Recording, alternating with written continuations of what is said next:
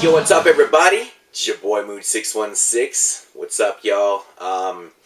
Yeah, it's time for another top 10 video. I haven't done one of these in probably, I would say, a good year. There was a point last summer where, everyone was kind of doing these and stuff, and it was fun.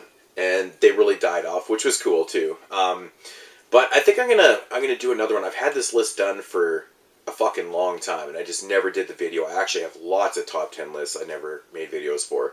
But I want to do this one because I'm a really big fan of this, kind of subgenre of horror films. And, yeah, I've never seen actually anyone do one of these.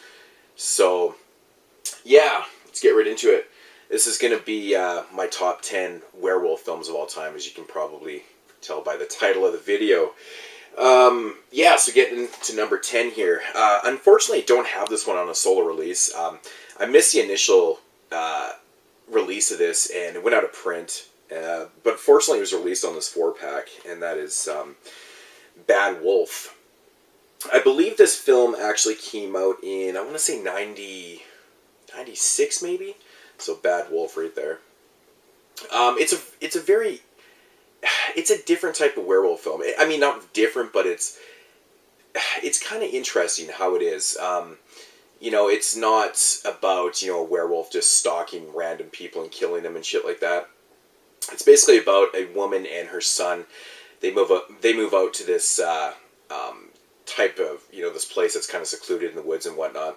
Anyways, the mother's brother ends up showing up and moving out there with them and stuff like that. And of course, the little boy has a dog by the name of Thor. And right away, the dog does not like the uncle. And it's quite obvious right away that, that he's a werewolf. So basically, it's, and he's got these urges, right, that he can't stop. And when he turns into a werewolf, he starts tearing up motherfuckers and shit like that. So basically, it becomes, a fight against him and, the dog probably or maybe is going to be the hero and whatnot and stuff. It's a good film. I really enjoy it. I like the setting. I like how it has like a very kind of secluded feel to it and stuff.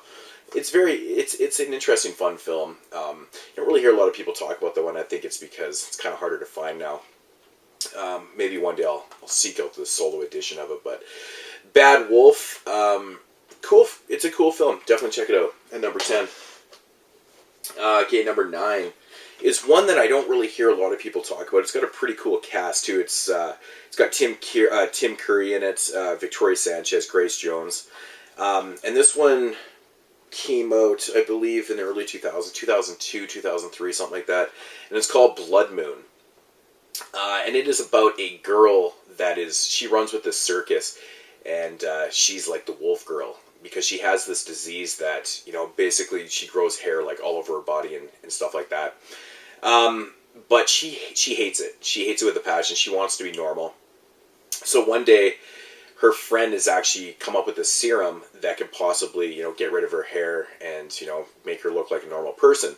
So anyway, she takes this recipe, and what happens is that she actually starts to look like a normal person, but the more she starts to look like a normal person, the more her inner desire and wolf comes out of her.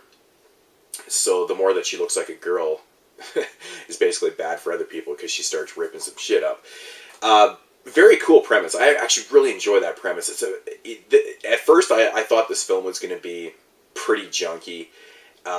I didn't know what to expect going into it and stuff, and it's really good. This is a really good werewolf film. Different type of premise and stuff. Good acting, good effects. The werewolf looks awesome in this. Really cool stuff. Definitely check out Blood Moon. This is, you can. I think this is out of print, but you can still find it for decent prices though. So number 9, Blood Moon. Number 8 is an old Universal film, and I love this. I love this film. I love the sets that are used in it. Everything about this movie is really cool. And that is Frankenstein meets the Wolfman. Love this film. The Wolfman is resurrected, and basically he seeks out this scientist, and he wants to be, transformed into like a normal person. All these murders start happening after the Wolfman is resurrected and stuff, and he keeps telling people that like he's he's responsible for these. And they're like, no, it was done by like an animal, blah blah blah, and stuff like that. Anyways, long story short, there's a battle by the end of the film, the Wolfman and Frankenstein, and I love the battle. I love the way this movie's filmed. I love the sets. I love the battle. I just love the performances in this film. It's just fantastic. Really good stuff. You know, Bela Lugosi, you got Lon Chaney. It's just fantastic. Really good stuff in this film. If you've never seen this one, definitely check it out. There's a lot of, you know, older Frankenstein and Wolfman films, but seek it out. Awesome stuff. And that is number 8. And at number 7 is a film that I had no idea what I was getting myself into. I always thought this film was going to be really junky, kind of shitty. I believe it came out either in the 90s or the 2000s. I can't even remember when this came out, and it's called Big Bad Wolf. This is a really quirky fucking werewolf film. It's got a very kind of generic premise to it. If my memory serves me correctly, it's about a boy that basically steals his stepfather's keys to his cabin or whatever to impress some cool kids and whatnot. Anyways, they go out to this cabin and stuff like that, and yeah, all hell ensues after that. Very quirky scenes in this film. The werewolf looks fantastic. It's actually not as generic as you really think it is. The werewolf's very unique. The werewolf fucking talks in this film. He does some raping. There's some funny ass fucking lines in this film. It's very quirky. I love the look of the werewolf in the film. He looks fantastic. Really cool stuff. Yeah, I love this movie. Definitely check it out. I don't want to give too much away, but it's fantastic. It's got a really good, really cool premise to it. It's kind of, it's shot well. It's done actually pretty well, you know, for a low budget film. Overall, fantastic film. Definitely check it out. And that's number 7. So number 6 is a classic film from the 80s, 1985, and it's called Silver Bullet, based on the short story by Stephen King called Circle of the Werewolf. This one is starring, you got Corey Haim, Gary Busey. Very cool cast. Of course, there is something that is killing off people and things in the small city. Corey Haim plays, I think he's like a 12-year-old boy. He's in a wheelchair, and he's basically wants to solve the mystery of what's happening out there. Really cool film. I love this film. Gary Busey's fantastic. Corey Haim does a great job in the film. Shot well, acted pretty well. I always loved the look of the werewolf in this film. It always cracked me up. Always kind of looked like, I mean, even the screenshot on the back, if you can see that, it just looks like a fucking smiling bear. Kind of funny, but overall, very, very fun film. You can't go wrong with Silver Bullet. Definitely check it out if you've never seen this. I'm sure most people have. So into the top 5. Number 5 is another film that really surprised the shit out of me. This was actually a movie that I had blind bought right after it came out. And this one actually runs pretty long, but I didn't really know much about it. I gave it a shot, and it's called Dog Soldiers. Most people know about this one. Looking forward to the Scream Factory Blu-ray release of this. So it's basically about a bunch of soldiers that are out in the woods and whatnot, and a bunch of their comrades get picked off and shit like that. They get destroyed out there. So now these guys are going to investigate what the fuck happened to these people and shit like that. And of course, it is, you know, a werewolf that did all the carnage and whatnot. I haven't watched this one in a long time. I really got to revisit this, but I remember just absolutely loving it and loving the look of the werewolf. Really kind of huge upper body, smaller legs and stuff. Really kind of unique stuff. Practical effects, can't go wrong with that. Just a fantastic, very, very surprisingly good film. I remember when this one first came out, I had a buddy of mine and he fucking watched it and he just hated it. I was like, and I loved it. I thought it was fantastic, and I was just surprised to hear that he didn't like it. He was the first person I knew that had seen it, and then a bunch of other people I knew watched it and fucking loved it. Great werewolf film. Dog Soldiers, awesome stuff. Number 5. So number 4 is a classic film, which is a lot of people's favorite werewolf film. I love this movie. It's just not my favorite. And it is the classic film from 1981, An American Werewolf in London. Great film. I mean, what can you say about this movie? The effects in this movie are just outrageous. So well done. Really cool premise to the film. I love the... there's so many scenes in this film that are so classic. Just really well shot. John Landis does such a great job with shooting this film. Everything about it's really good. But it's the effects, the transformations and stuff in this that really do sell this film. This is actually a good addition to the film to get to. There's a really good documentary on here that, talking about making the film and stuff. Really well done. It's like a full-length documentary. Really cool stuff. But everybody knows American Werewolf in London. Everyone's seen it. Classic film. Great film. And that is number 4. Number 3 is the original 1941 film, if I'm not mistaken. The Wolfman. Again, great performances in this film. Lon Chaney Jr., great effects for the time. The Wolfman looks fantastic. The sets used are awesome. Just a great story. Everything about this movie just reminds me of being a kid. I grew up watching a lot of these older Universal films and just loving them. And they always, every time I watch them, it just brings me right back. Love the sets, love the atmosphere. And all these films have this really kind of unique, kind of staged atmosphere. Like they're set pieces, but it just really works. I really like that.